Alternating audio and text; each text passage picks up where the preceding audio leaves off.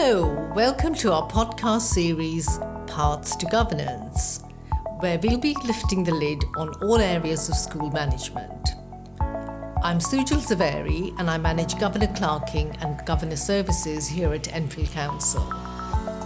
In each episode, I'll be talking to people who are involved in school governance, exploring why they joined us, and delving into the key themes and issues that we grapple with each day. Today, we're going back to basics. We'll be exploring what it means to be a governor, what it involves, why it's such an important role, and what motivates people to do it. I'm delighted to say that joining me today are two clerks, now known as governance professionals, Emily Pierce and Mary Paulus. Welcome, Emily and Mary. Thank you, Sujal. Thank you for coming and great to have you both here today. Now, without further ado, let's move on to our questions. So first of all, what attracted you to this position of clerking? Yeah, that's a really good question. I think for me, it's a mix of things. So I do have another job. So I work freelance as an online learning consultant. And when you're freelance, work can kind of go up and down a bit. And I saw the role advertised and I thought it would really complement what I was already doing, because I work in the area of education. I do actually, in my other role, work mainly on projects for adult learners. And I thought it'd be a really good opportunity to learn more about education from a school's perspective, because I've also got two young children. So as well as having a professional interest, I'm also, just as a parent, just interested in understanding a bit more, or I was interested in understanding a bit more about how schools work. And I think also the flexibility, because because I do have two young children, the role allows me to work when I can work, because obviously you need to be there for the meetings, but you can write the minutes up around other things that you've got going on. So it's really flexible, and that's really good as well. Thank you, Emily. So that's an interest in education, flexibility. They were your main motivations for coming on to us. Yeah, absolutely. And Mary, what about you? Well, flexibility, again, was the key. I was a civil servant. I was parent governor for 8 years and did school appeals. Then I moved into education and became a teacher, and I absolutely loved that, but had to give up through ill health. So clerking gave me the chance to still remain within education, but be flexible around my health condition. So as you say, I can take as long as it needs to write up the minutes, for example, and to do as many meetings or as few meetings as I can cope with. Thank you. So again, the same kind of theme, but you have had lots of hats and lots of different reasons for wanting to stay in education. So tell me, how do you think you contribute to governance? Because that must be one of the rewarding aspects of the job. I think it is one of the rewarding aspects. So I've got quite a lot of experience, so I can talk to governors from the clerk's perspective, but also from the perspective of somebody who has been a parent governor before and who's also got quite a lot of experience in education, having been a teacher as well. I would say, just to kind of build on what you said, Mary, for me, I think of governance is a bit like, it's like the ship and you're helping to steer the ship. And so it's a team effort, because, the head teacher and the governors, they've obviously all got a role, but sometimes to have that neutral voice to help steer, maybe if there's a particular point that comes up on policies, or they just need that neutral person in the room to help to guide them to what the best decision might be. That's how I see it. It is really important. I think it's really important for both parties to have someone neutral there to guide them through the procedures as well. And as you said, Mary, with all the different hats that you've had on, you'd be able to share your previous knowledge with them, which I'm sure they'll value. So moving on to the next question, how do you think this has helped with the other areas of your life?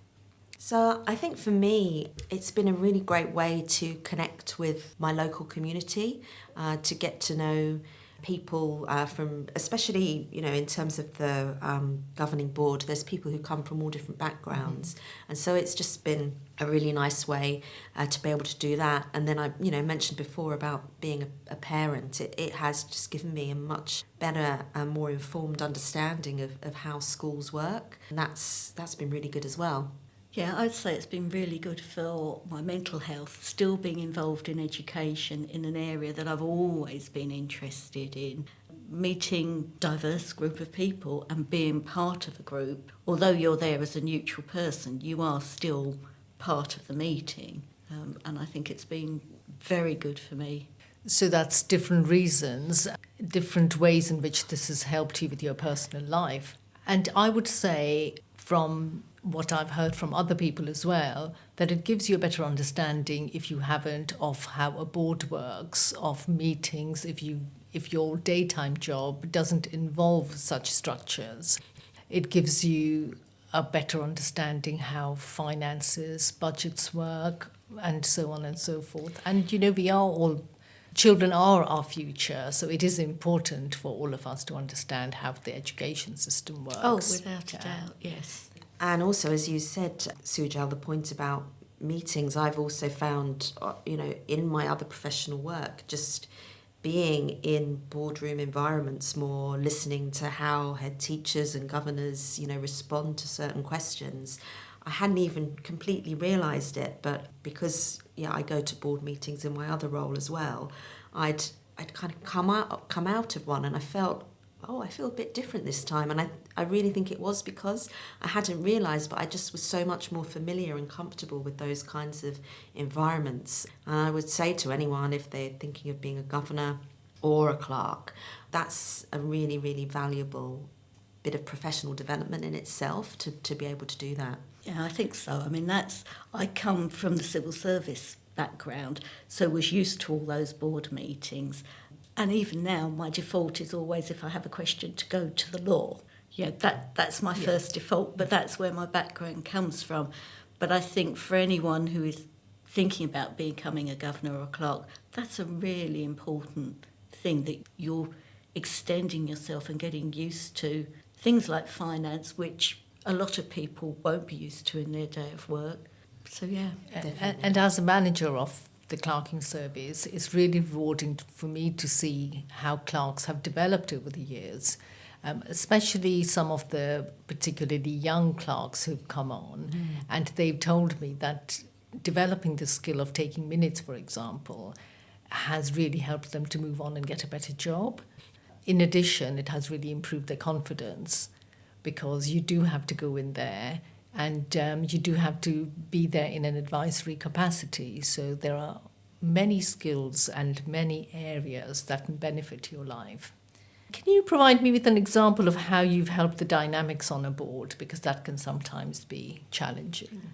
Yes, definitely. I think it comes back to that point about a neutral voice, and you can, it's kind of the nature of the situation is that you've got people around the table who coming from different backgrounds, so they may have a different take on something, and that's when the role of the clerk can be really crucial, because you can help to support, especially the chair and the head, in finding a resolution. It can be a really important role in that sense. I think it's important that you know your governors, not by going out and having a cup of tea or coffee with them, but sort of know the personalities and know the strengths of governors. So that's where you really do help the head teacher and the chair by saying, I think this person has really got strength in this area. How about developing it? Or even, when it comes down to the business meeting and who wants to go on which committee, you might say, well, what about X? Would you like to join this committee? Because I think you've got the skills, you've shown the skills, when they might not necessarily think that they were capable of doing that. Yeah, that's a really good point. And I think also then kind of in terms of reflecting in the minutes afterwards as well, how you then also kind of support or emphasise like certain points from the meeting, because you're not looking to literally write it up verbatim, but you're looking to draw out the kind of what the crux of the meeting was and what those important points were, and you can sometimes help to emphasise some of those things that have happened in the meeting. Yeah, because sometimes the meeting can discuss something for a very long time, but you don't want to write the whole discussion, but you can pick out the key points of it. And I know that from the feedback I get from head teachers and from chairs, they really, really value the clerk's input and the fact that the clerk is there to moderate to a certain extent and iron out any little differences they might have.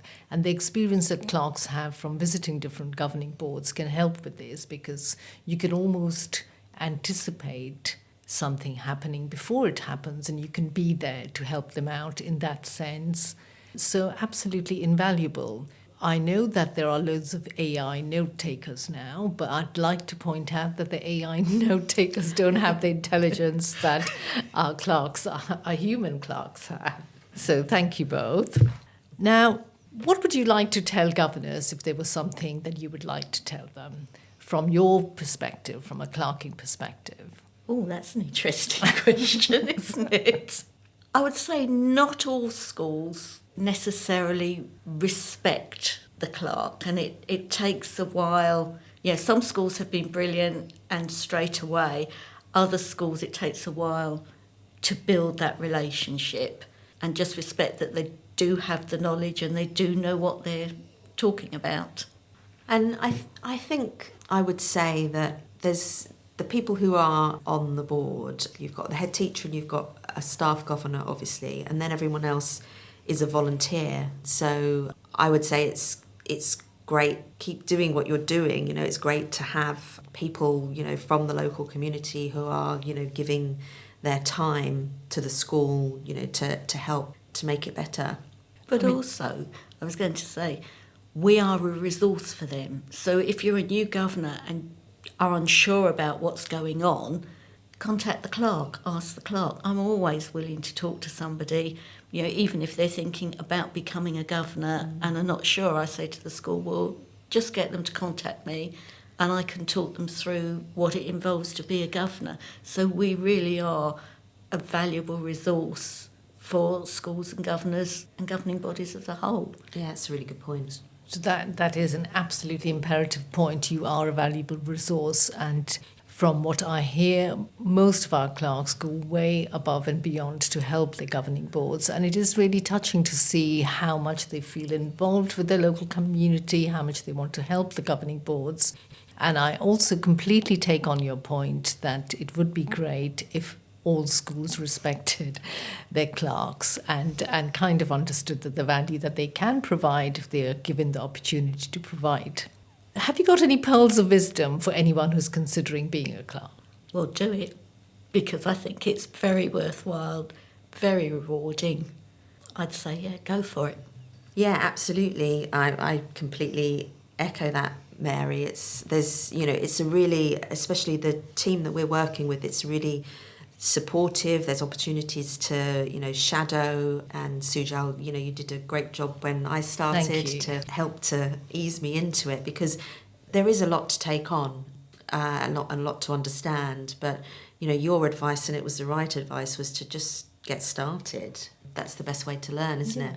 So get started. There'll be a lot that you can gain. There'll be a lot that you can contribute, and why not give it a go? So give it a go if you're interested in education and you want something flexible to do. So that seems like a good point to draw our conversation to a close. You can find out more about being a governor by visiting the Enfield Council website. So thank you to everyone who's been listening to this podcast. But an absolutely enormous thank you to Emily and Mary for joining us today. I've really enjoyed talking to you. And for the others, do join us next time for Paths to Governance episode 4. For now, goodbye.